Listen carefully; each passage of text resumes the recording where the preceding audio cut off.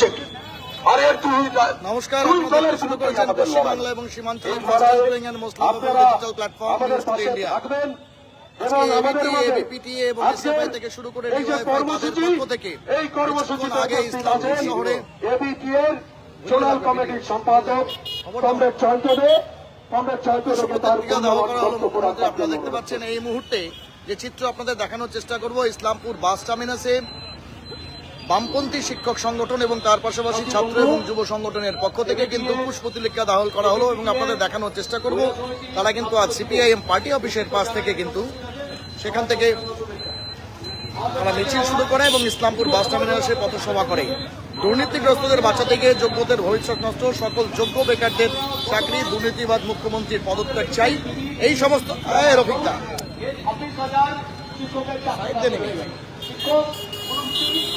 তাদের পক্ষ থেকে কিন্তু আপনাদের জানানোর চেষ্টা করব আজকে বিক্ষোভ কর্মসূচি করা হয়েছে এবং আপনাদের জানানোর চেষ্টা করব ইসলামপুর শহরে বাস টার্মিনাস প্রাণকেন্দ্রে কিন্তু তাদের পথসভা চলছে।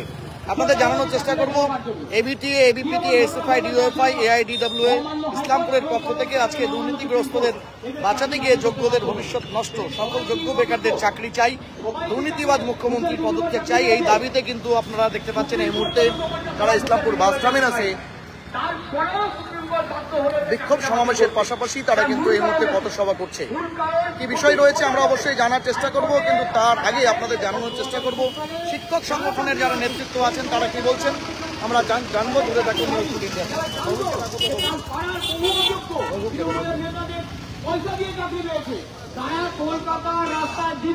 আরে রঘুকে ডাকতে বললাম।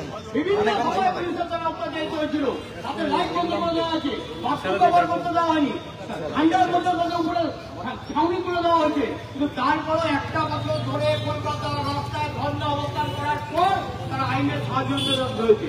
যখন দেখছে পশ্চিমবঙ্গ সরকার তাদের পাশে দাঁড়াচ্ছে না, সেই 2021 সাল থেকে কেসটা চলছে। প্রথমে হাইকোর্ট করা হচ্ছে, সুপ্রিম কোর্ট, হাইকোর্টে যাওয়ার পর বারবার করে হাইকোর্টের বিচারপতিরা পশ্চিমবঙ্গ সরকার, মধ্যশিক্ষা পর্ষদ এবং স্কুল সার্ভিস কমিশন তিনজনের কাছে জবাব দিয়ে দিয়েছিল এই যে আপনারা এই যে তথ্যগুলো আছে তথ্যগুলো আমাদেরকে দিন। এর পূর্বে আপনারা জানেন যে বামফ্রন্ট সরকারের আমলে স্কুল সার্ভিস কমিশন তৈরি করা হয়েছিল কিসের জন্য, যাতে স্বচ্ছভাবে স্কুলগুলিতে মেধার ভিত্তিতে শিক্ষক নিয়োগ করা হয়। সেই সময় থেকে 98 সাল থেকে 2011 যতদিন আমরা ক্ষমতায় ছিলাম প্রায় 1,30,000 শিক্ষকের নিয়োগ করা হয়েছিল।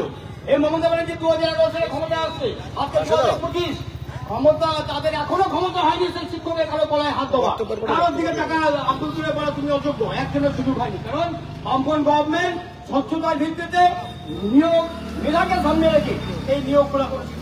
তার পরিবর্তে আমরা কি দেখতে পেলাম, সেই সময় স্কুল সার্ভিস কমিশনের একটা নিয়ম ছিল, একটা বছর পরীক্ষা হয়ে যাওয়ার পর যে খাতাগুলো, আগে আমরা জানি যে খাতাতে পরীক্ষা 2 নম্বরের প্রশ্ন ছিল, তখন আমরা চাকরি পেয়েছিলাম, পরবর্তীকালে আমরা আসছি সেটা 5 বছর ধরে সংরক্ষণ করার নিয়ম করা গিয়েছে। সেটা বোর্ড মিটিং এর সিদ্ধান্ত হয়েছিল, সেটা 5 বছর ধরে সংরক্ষণ থাকতো। 5 বছর পর সেটা এসএসসি দপ্তর থেকে নিয়ে এসে দেখতে জানি পশ্চিমবঙ্গ সরকারে সেখানে 2 বছর রাখা, গত 7 বছর। এই গভর্নমেন্টের আমরা কি করা হলো, দুর্নীতি করার জন্য এরা মন্ত্রিসভার বৈঠক থেকে সেখানকার আইন পাস করলো কি যে ওই মার্কশিট 1 বছর রাখা হবে, 1 বছর পর সেগুলোকে নষ্ট করে দেওয়া হবে।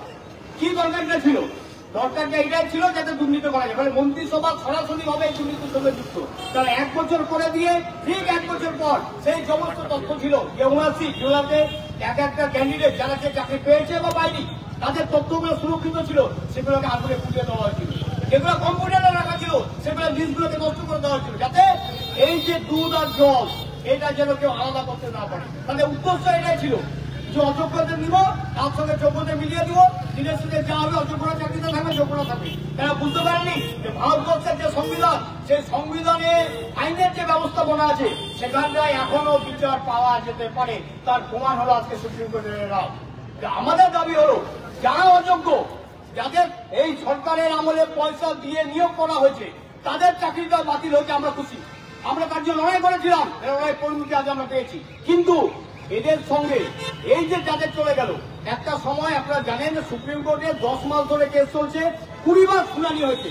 প্রতিবারই বিচারক একই কথা বলছে এসএসসি এবং মধ্যশিক্ষা পর্ষদকে, আপনারা যোগ্য অযোগ্য প্রতিবারই তাদের জবাব ছিল আমরা পারবো, কিন্তু বিদেশে যখন হিয়ারিং হচ্ছে তারা বলছে কিছু সময় দিন, কিছু সময় দিন। একবার একই রকম মধ্যশিক্ষা পর্ষদ এবং আমাদের যেটা এসএসসি আছে আপনারা জানেন, দুটো সরকারি সংস্থা, দুটোর উপরে সরকারি নেতা মন্ত্রীরা বসে আছে, অথচ দুটো দপ্তর আলাদা আলাদা রিপোর্ট দিচ্ছে। এটাই বোঝা যাচ্ছে দুর্নীতিটা কোন জায়গায় গেছে। আজকে দাঁড়িয়ে মুখ্যমন্ত্রী ও শিক্ষামন্ত্রী বলছে যে আমরা জানি না, এই দুর্নীতির সঙ্গে আমরা যুক্ত না। এত বছর ধরে 3 বছর ধরে এদের কাছে বারবার সুপ্রিম কোর্টের বিচারপতিরা হোক, বিচারকরা হোক, আইনজীবীরা হোক, এরা বারবার দাবি করছে আপনারা তথ্য দিন যাতে যোগ্যরা বেঁচে যেতে পারে। এরা ইচ্ছা করে তথ্য দেয়নি, কারণ যাদের কাছ থেকে টাকা নিয়ে চাকরি দিচ্ছে তারা কারা খোঁজ নিয়ে দেখুন। ইসলামপুর শহরের বুকে আছে তৃণমূলের বিভিন্ন পদাধিকারী আছে এবং তাদের বাড়ি পরিবারের ছেলেমেয়েরা। এই কয়েকজনকে বাঁচাতে গিয়ে এই পুরো চালের মধ্যে কাপড় মিশিয়ে দিয়ে আজকে এই যারা যোগ্য, এদের কি অপরাধ ছিল আপনারা খোঁজ নিয়ে দেখুন। বহু আছে যারা পিএইচডি করা, বিভিন্ন সময় গোল্ড মেডেলিস্ট, তাদের আজকে চাকরি চলে গেল। এদের অপরাধ কি? এদের অপরাধ এরা এই সরকারের আমলে চাকরির পরীক্ষা বসেছিল, আর এই অযোগ্য কিছু মানুষের সাথে তাদেরকে পরীক্ষা বসতে হয়েছিল। তার জন্য আজকে তারা এই যোগ্য হয়েও মানুষের কাছে চোখে খারাপ হচ্ছে। আপনারা জেনে রাখবেন, এরা সবাই কিন্তু অযোগ্য না। আমরা স্কুলে চাকরি করি, আমাদের সাথে বহু শিক্ষক আছে, আমরা জানি তাদের দক্ষতা কি, তাদের সাবজেক্টের উপর তাদের কতটা ডেপ্থ আছে, কিন্তু তারপরেও আজকে তাদেরকে চাকরি হারাতে হলো। 6টা বছর চাকরি করার পর 2019-এ তাদের নিয়োগ হয়েছে, আজকে 2025। 6টা বছর স্কুলকে সার্ভিস দেওয়ার পর, বাচ্চাদেরকে শিক্ষাদান করার পর, একটা সমাজ ব্যবস্থার অঙ্গ হিসেবে হয়ে যাওয়ার পরও আজকে তাদেরকে চাকরি থেকে চলে যেতে হলো। পরিবারটা কি হবে? তাদের যে সামাজিক সম্মানটা ছিল, সম্মানটার কি হবে? এই সরকারের আমলে শিক্ষকদের সম্মান ভুল অর্জিত হয়ে গেছে। এরা চাই শিক্ষাটাকে বিবর্জিত করে দিতে, যাতে এই যে এত বড় স্কুল তাদের যে শিক্ষকদের জন্য বেতন দিতে না হয়, সেই বেতনের অর্থ এই বিভিন্ন যে কল্যাণমুখী সরকার বলে সেটাতে অর্থটা খরচ করার ফলে আমরা এর আগেও ডিমান্ড করছি আমাদের সংগঠনের পক্ষ থেকে, আজও আমরা ডিমান্ড করছি যারা যোগ্য তাদেরকে সুনিশ্চিতভাবে তাদের স্কুলগুলোতে পুনরায় নিয়োগ করতে হবে। আর সুপ্রিম কোর্ট বলেছে 3 মাসের মধ্যে ব্যবস্থা দিতে হবে। আমরা সতর্ক থাকবো, এইবার কোনোভাবে যাতে 3 মাসের মধ্যে যে নিয়োগ প্রক্রিয়া হবে সেখানে যাতে কোনো ধরনের দুর্নীতি করে অপরাধ সরকার করতে না পারে, এই ব্যাপারে আমরা কিন্তু সতর্ক থাকবো। কিন্তু একইভাবে এই সরকার, একটা সরকার গভর্নমেন্ট গত 13 বছর ধরে এসএসসি নিচ্ছে, আর এরা 2011-এর পর 2016 একটা এসএসসি দিতে পারলো না। তার মানে কত অযোগ্য অপদার্থ সরকারকে আপনার ক্ষমতা বসিয়েছে। এদের কারণে আজকে শুধু এরা না, আগামী দিনে বিভিন্ন যে প্রত্যেকটা দপ্তর আজ আতস কাছে নিচে চলে আসছে। কি হবে এই ছেলেমেয়েগুলা যারা যোগ্য ছিল, পড়াশোনা করছিল, ওরে চাকরিটা পাচ্ছিল, যাদের পরিবারের আর্থিক অবস্থা খুব খারাপ, নিম্ন মধ্যবিত্ত পরিবারকে উঠে আসছে, যাদেরকে দেখে পাশের বাড়ি আমার কতদিন পড়াশোনা করার আমাকে ডেকে দাও না রে ভাই, এই দুর্ভাগ্যের শিকার আছে আমরা পশ্চিমবঙ্গের। দরকার নাই, জয়ন্তর বক্তব্য গেলে তোমরা বাইট দিবে। আমরা এই তৃণমূল মুখ্যমন্ত্রী ছেলে বসে আছে, আর একজন বলছে মুখ্যমন্ত্রী পাশে বসে বড় বড় ভাষণ দিচ্ছে, সে সমস্ত কিছু জানে। মন্ত্রিসভা বিল পাস করছিল, তারা যদি না জানতো বিলটা পাস করতে গেল কেন? প্রতিটা রন্ধে রন্ধে রাত বিরোধের কোন কাগজপত্র কিছু তারা সঙ্গে রাখে নাই। সুপ্রিম কোর্ট বলছে 17 রকমের দুর্নীতি হচ্ছে। আপনারা ভাবতে পারছেন? একটা গভর্নমেন্ট, একটা রিক্রুটমেন্ট হচ্ছে কোথায় শিক্ষক, যেটা সমাজের সবচেয়ে সম্মানীয় পেশা, যে শিক্ষা দিয়ে সমাজ, অর্থনীতি, রাজনীতি সমস্ত কিছু পরিচালিত হয়, সেখানটায় 17 ধরনের দুর্নীতি। প্যানেল শেষ হয়ে গেছে, নেতারা যা ঘুষ নিয়েছিলেন চাকরি দিচ্ছে, ফর্ম ফিল আপ করা হয় না, সেখানে চাকরি হচ্ছে। এত যদি দুর্নীতি করে সুপ্রিম কোর্টের কাছে কি করার আছে? যেখানে বারবার করে তারা বলার পর তারা সেই সুপ্রিম কোর্ট কাছে তথ্য পেশ করেনি। ফলে এই পুরো দায়ভার পশ্চিমবঙ্গ সরকারকে নিতে হবে, এই পুরো দায়ভার মুখ্যমন্ত্রীকে নিতে হবে, আর দায়ভার নিয়ে মুখ্যমন্ত্রী পদত্যাগ করতে হবে। কারণ পশ্চিমবঙ্গের ইতিহাসে এরকম কলঙ্কজনক ঘটনা এর আগে কখনোই ঘটেনি। একটা শিক্ষিত সমাজকে পুরো শেষ করা তো একটা চক্রান্ত। হাজার হাজার ছেলে কলকাতা রাজপথে বসে আছে পরীক্ষা দেওয়ার জন্য, তারা পরীক্ষা দেওয়ার একদিকে সুযোগ পাচ্ছে না, আর যারা সুযোগ পেয়েছিল তারাই আজ এই অযোগ্যদের জন্য তারা বঞ্চিত। আজকে এই ব্যাপারের পর এরপরে আদৌ ভাবে এসএসসি হবে কেউ জানে না। স্কুলগুলো 8,000 স্কুল বন্ধ হয়ে গেছে, আপনারা জানেন।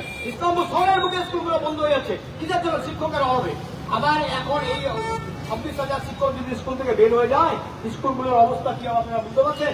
একটা সরকার সুপরিকল্পিত ভাবে শিক্ষার উপর আঘাত আনছে, একের পর এক তাদের নীতি, তাদের আদর্শ। সেই শিক্ষাটা ভেঙে দেওয়া মানেই সমাজের মেরুদণ্ডটা ভেঙে দেওয়া। আর এই যে শিক্ষকদের বেতনের অর্থ, সেই অর্থ দিয়ে নিজেদের কল্যাণমুখী প্রকল্প দিয়ে শুধু ভোটে যেটা, এর বাইরে এদের কোনো উদ্দেশ্য নাই। সেই জন্য দুর্ভাগ্য আমাদের, দুর্ভাগ্য আপনাদের, যারা এই গভর্নমেন্টকে ভোট দিয়ে প্রতিকার ওপর ভোট দিয়ে থেকে জিতিয়ে নিয়ে এনেছিলেন। আর তার জন্য এই কালো দিন পশ্চিমবঙ্গের বুকে মানুষকে দেখতে হচ্ছে, যুবদের দেখতে হচ্ছে, শিক্ষকদের দেখতে হচ্ছে। আর এই শিক্ষক যাওয়া মানে মনে রাখবেন, আপনারা আগামী দিনে আপনাদের যে ভবিষ্যৎ, আপনাদের ছেলেদের, তাদেরও কিন্তু ভবিষ্যৎ অন্ধকার হয়ে গেল। কারণ এরা আর কোনো পরীক্ষায় বসার সুযোগ পাবে না। এদের মনে একটাই হয়ে গেল পশ্চিমবঙ্গ সরকারের চাকরি। আজকে বহু ছেলে মেয়ে পশ্চিমবঙ্গের ছেলে বাইরে চলে আছে। বিহারে প্রতি বছর পরীক্ষা হচ্ছে। একটা দুর্নীতি বলা একটা সময় ছিল, বিহার পিছিয়েছিল, সমস্ত খারাপ কাজ হলে আমরা বিহারকে উদাহরণ দিতাম। আজকে বিহার নিদর্শন হয়ে দাঁড়াচ্ছে। আর আমরা দিনে দিনে আমরা ভালো থেকে খারাপের দিকে পিছিয়ে যাচ্ছি। যখন একটা টাইমে শিক্ষাটা চরম জায়গায় চলে গেছে 2011 সালে, এই সরকার আস্তে আস্তে আস্তে সেটাকে আবার সেই কলোনিতে নিয়ে গেছে। ফলে আমাদের যারা যোগ্য শিক্ষক তাদের প্রতি আমাদের সমর্থন আছে, তাদের প্রতি আমাদের সম্মান আছে। আমরা তাদের লড়াই সংগ্রামে আগেও ছিলাম, এখনো থাকবো। একইভাবে যারা অযোগ্য প্রতিটা ডিপার্টমেন্টে যারা আছে, শুধু স্কুল না অন্যান্য ডিপার্টমেন্টে, তারাও যাতে তাদের শাস্তিটা পায়, তার জন্য আমাদের যে লড়াই সংগ্রাম আমরা ছিল, আছে, আগামী দিনে আমাদের থাকবে। এই বলে আমি আমার বক্তব্য শেষ করছি। ধন্যবাদ। আপনাদের জানানোর চেষ্টা করব সাম্প্রতিককালে 26,000 শিক্ষকের চাকরি বাতিলের বিষয়কে নিয়ে এবিটিএ, এবিপিটিএ, এসএফআই, ডিওয়াইএফআই, এআইডিডব্লিউ এর ইসলামপুরের পক্ষ থেকে এই মুহূর্তে কিন্তু বলা চলে পথসভা বা বিক্ষোভ সমাবেশ অনুষ্ঠিত হচ্ছে। আপনারা এক্সক্লুসিভ যে চিত্র দেখতে পাচ্ছেন যে প্রাথমিক শিক্ষক সমিতি, মাধ্যমিক শিক্ষক সমিতি, ছাত্র ফেডারেশন এবং ডেমোক্রেটিক ইউথ ফেডারেশন এবং এআইডিডব্লিউ তাদের পক্ষ থেকে কিন্তু এই মুহূর্তে পথসভা অনুষ্ঠিত হচ্ছে। আপনাদের জানিয়ে দিই, সিপিআইএম পার্টি অফিস চৌরঙ্গি মোড় থেকে এই পথসভা শুরু হয়, পথযাত্রা শুরু হয় এবং তার পাশাপাশি এই মুহূর্তে দেখতে পাচ্ছেন শিক্ষক নেতা গৌতম বর্মন, তিনি কিন্তু বক্তব্য রাখছেন। কি বলছেন? একটা ইংলিশ গান আছে, তার বাংলা তর্জমা করলে দাঁড়ায়, কতটা পথ হাঁটলে পথিক হওয়া যায়। আমি আজকে আপনাদের সামনে দাঁড়িয়ে প্রশ্ন করছি, আর কত চুরি করলে, আর কত পরিবারকে ধ্বংস করলে মমতা ব্যানার্জিকে চোর আর ডাকাতের রানী চলে আসছি, আমি আপনাদের সামনে রাখছি। 7 মিনিটে চলে আসছি। বন্ধুগণ, গতকাল 3রা এপ্রিল আমাদের রাজ্যের যে পশ্চিমবঙ্গের প্রগতিশীল ঐতিহ্য, একসময় বলা হতো what Bengal things today India will think tomorrow, এই ছিল পশ্চিমবঙ্গের ঐতিহ্য। রবীন্দ্রনাথ, বিবেকানন্দ, নেতাজি,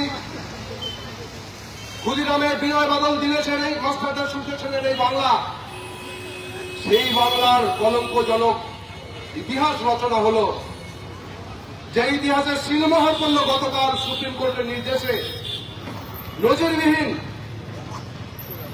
প্রায় 26,000 শিক্ষক এবং অশিক্ষক কর্মচারী দ্বারা কর্মচ্যুত। আমরা ডিওয়াইএফআই এই মমতার সরকার আসবার পরে যখন নিয়োগ প্রক্রিয়া শুরু করেছিল, একেবারে প্রথম থেকে প্রাথমিক শিক্ষক নিয়োগের সময় থেকে 2015 সাল থেকে বিপিএসসি ঘেরাও থেকে শুরু করে ডিআই অফিস ঘেরাও, এসএসসি অভিযান, মধ্যশিক্ষা পর্ষদের অভিযান করেছি আমরা। রাস্তা থেকে শুরু করে আদালত পর্যন্ত আমাদের লড়াই ছিল যে স্বচ্ছভাবে সরকারি শূন্যপদে নিয়োগ করতে হবে। সেই লড়াই লড়তে গিয়ে গতকালের সুপ্রিম কোর্টের যে রায়, তা শিলমোহর দিচ্ছে যে ডিওয়াইএফআই এর লড়াই আন্দোলন, যারা আমরা মমতা ব্যানার্জিকে চোর বলেছি, চোরের রানী বলেছি, চাকরি চোরের সরকার বলেছি, আমাদের কথাটায় গতকাল হচ্ছে আমাদের দেশের মহামান্য সুপ্রিম কোর্ট শিলমোহর দিয়েছে যে চাকরি চুরি হয়েছে। ছাত্র নিষ্পত্তার রায় ইংরেজিতে লেখা আছে, পড়তে একটু সময় লাগবে। আজকাল সোশ্যাল মিডিয়ার যুগ, ইন্টারনেটের যুগ, আপনারা ডাউনলোড করতে পারবেন। খুব বেশি কঠিন ইংরেজিতে লেখা নেই, একটু পড়ে দেখবেন। মহামান্য সুপ্রিম কোর্ট সেখানে এই প্যানেল বাতিলের জন্য কি কি অনিয়ম, কি কি দুর্নীতি সেখানে হয়েছে 16টা পয়েন্ট উল্লেখ করেছে। 16 রকমের দুর্নীতি হয়েছে এই শিক্ষক নিয়োগে। সরকার তারা নানানভাবে হচ্ছে দুর্নীতি করেছে। কোন মার্কশিট 0 নাম্বার, তাকে হচ্ছে সর্বোচ্চ নাম্বার দেওয়া হয়েছে। কেউ 2, 4, 5 নাম্বার পেয়েছে, তাকে সর্বোচ্চ নাম্বার দেওয়া হয়েছে। কেউ বা পরীক্ষাতে আবেদন করেনি, পরীক্ষার জন্য ফর্ম ফিল আপ করেনি, লিখিত পরীক্ষায় বসেনি, তাকে চাকরি দেওয়া হয়েছে। আপনাদের জানানোর চেষ্টা করবো এই কাউকে আবার প্যানেলের নাম থাকিয়ে এই প্যানেলের উত্তীর্ণ হওয়ার পরে তাকে ডেকে অ্যাপয়েন্টমেন্ট দিয়েছে। আমরা জানি, আমরা বিভিন্ন আইনের মাধ্যমে আমরা হচ্ছে বলছি যে বিভিন্ন বিল্ডিং খুব তাড়াতাড়ি অন্য কোনো খবর নেই। মোবাইলে মেসেজ পাঠিয়ে লকডাউনের সময়